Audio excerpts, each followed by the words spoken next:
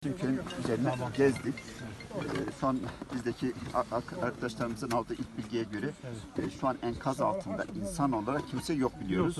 Ama hayvan kayıplarımız çok. Ahırları giden, ağırları giden şeylerimiz var.